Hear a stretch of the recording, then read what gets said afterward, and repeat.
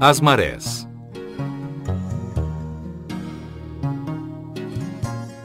O nível da água do mar varia ao longo do dia.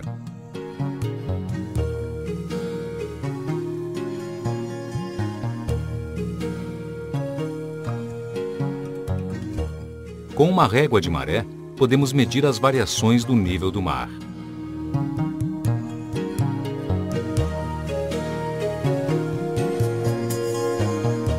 As variações do nível do mar também podem ser registradas pelo marégrafo.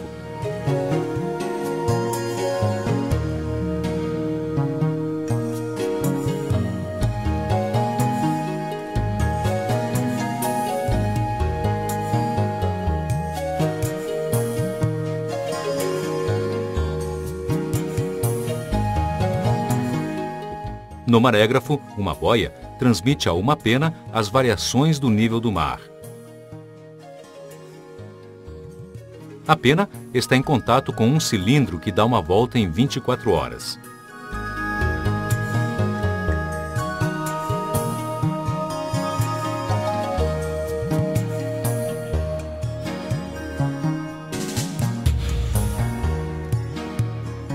Logo, o marégrafo faz o gráfico do nível do mar em função do tempo, denominado maregrama.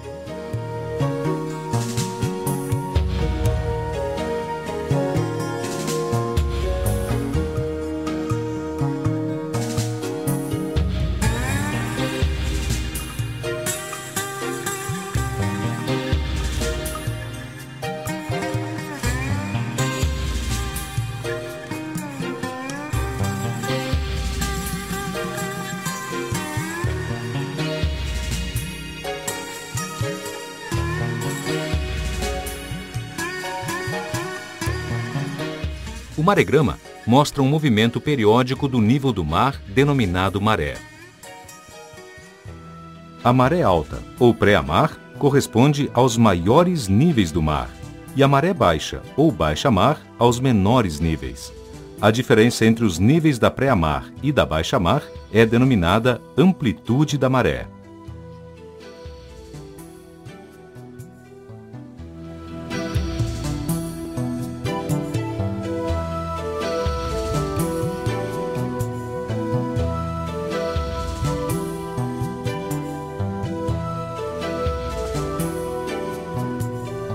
A previsão das marés é importante em várias atividades, entre elas a navegação. Por exemplo, em regiões com águas rasas, é necessário conhecer os horários das marés baixas para evitá-las. Nelas, o nível da água nos ancoradouros fica muito baixo e os barcos têm dificuldade de se deslocar. Será que é possível construir um modelo que permita prever a maré? Será que a análise dos níveis da água em diferentes situações produzidas em um laboratório pode nos ajudar a construir este modelo?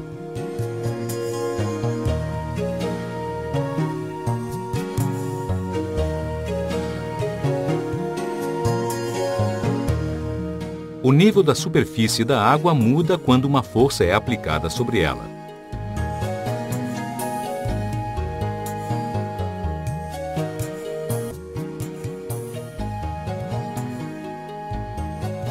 O nível da superfície da água é o mesmo no carrinho com velocidade constante. O nível da superfície da água é diferente no carrinho acelerado. Para um observador, no carrinho acelerado, tudo funciona como se existisse uma força que arrasta a água no sentido contrário ao da aceleração do carrinho. Esta força é denominada força de inércia de translação. Ela é a mesma em todos os pontos da camada de água. Ela não existe nos referenciais inerciais. A cuba está em repouso. O nível da água é o mesmo em todos os pontos.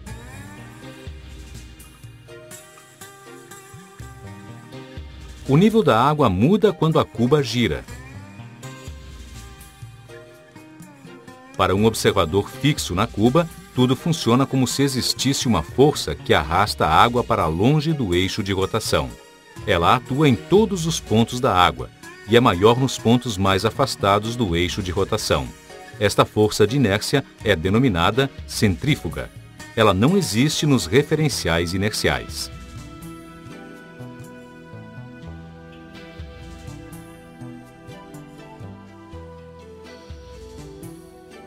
Logo, o nível de uma camada de água depende das forças aplicadas sobre ela e das forças de inércia associadas ao corpo em que a água está ligada.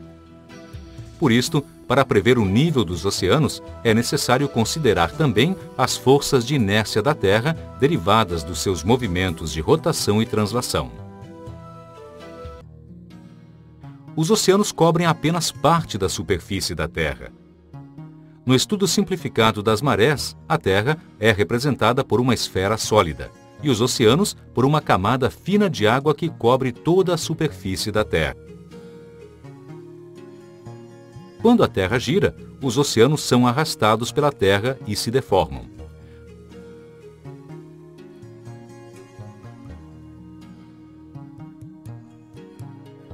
No referencial da Terra, esta deformação não produziria variações no nível do mar ao longo do dia. Logo, o efeito da rotação da Terra não contribui para a maré e não precisa ser considerado em um modelo simples.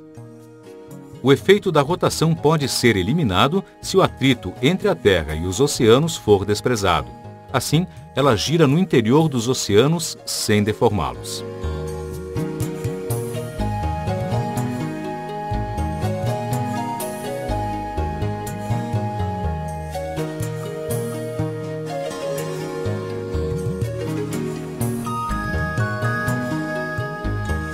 A ação da gravidade da Lua sobre os oceanos produziria uma deformação na camada de água, porque a força gravitacional é maior nos pontos da camada mais próximos da Lua. Logo, se o atrito é desprezado, quando a Terra gira, nos pontos mais próximos da Lua existiria maré alta e nos mais afastados, maré baixa. Isto contraria as observações nas regiões próximas ao Equador, onde existem pelo menos 2 marés altas em um período aproximado de um dia lunar. Será que a existência de 2 marés altas em um dia lunar poderia ser explicada pela ação conjunta das forças gravitacionais e das forças de inércia?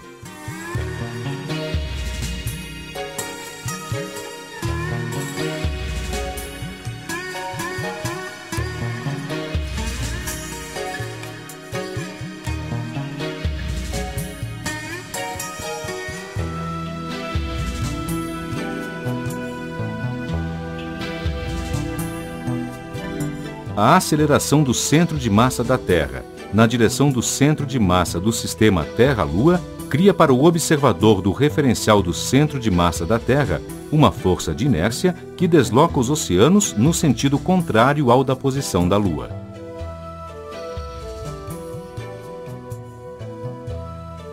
A ação conjunta da força de inércia com a força gravitacional da Lua resulta na força geradora de maré da Lua.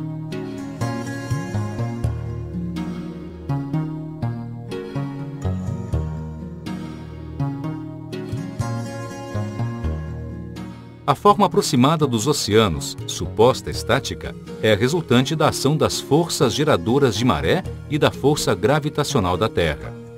Como um líquido em equilíbrio, não pode ser submetido às forças tangenciais. A configuração de equilíbrio dos oceanos é alcançada quando a força resultante é perpendicular à superfície dos oceanos.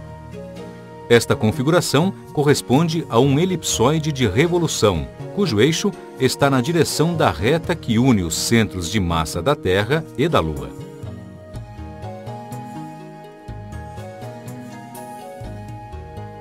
Logo, se o atrito é desprezado, quando a Terra gira, um observador local mede pelo menos 2 marés altas em um dia lunar.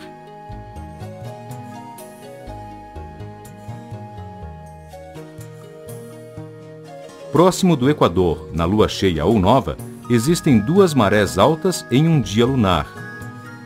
Nas luas quarto crescente ou minguante, existem 2 marés altas com amplitudes menores. Os marégramas mostram que as características da maré dependem das fases da Lua. Como as fases da Lua estão relacionadas às posições relativas entre a Lua e o Sol, devemos investigar a influência do Sol nas marés.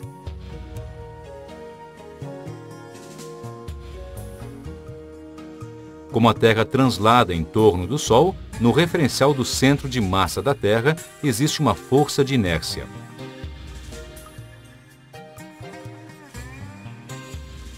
A ação conjunta desta força de inércia com a força gravitacional do Sol dá origem à força geradora de maré do Sol.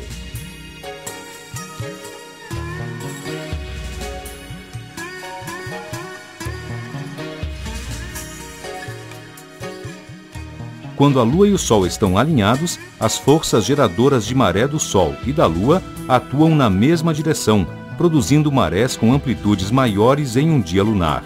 São as marés de Cisígia.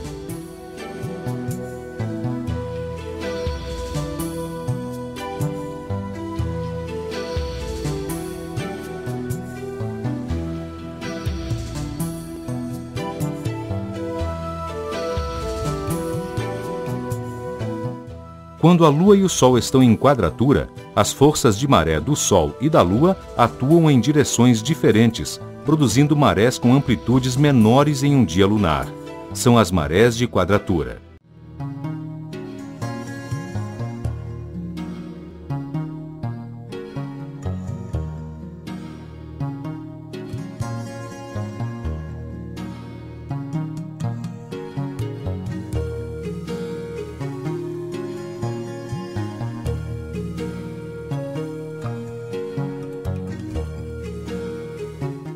Isso explica a diferença entre as marés nas diferentes fases da Lua. O modelo estático da maré prevê marés parecidas para os pontos da Terra com latitudes parecidas.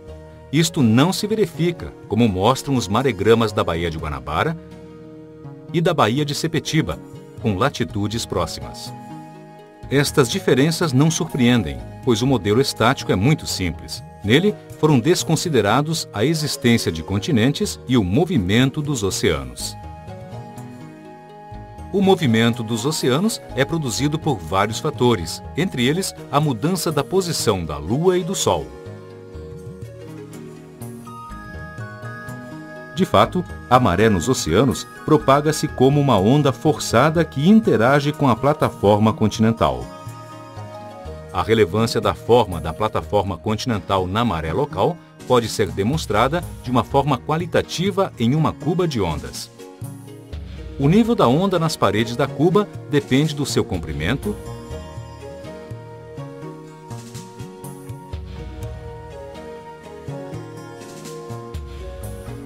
da sua profundidade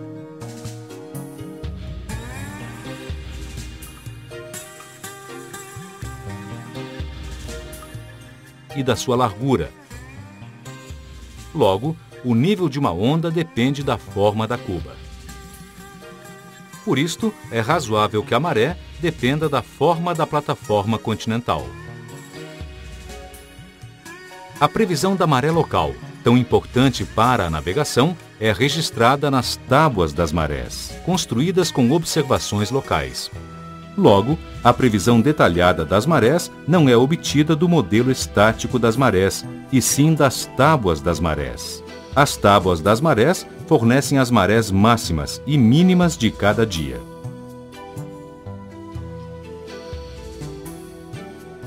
As tábuas das marés dos portos brasileiros são produzidas pela Diretoria de Hidrografia e Navegação da Marinha e estão disponíveis na rede internacional de computadores.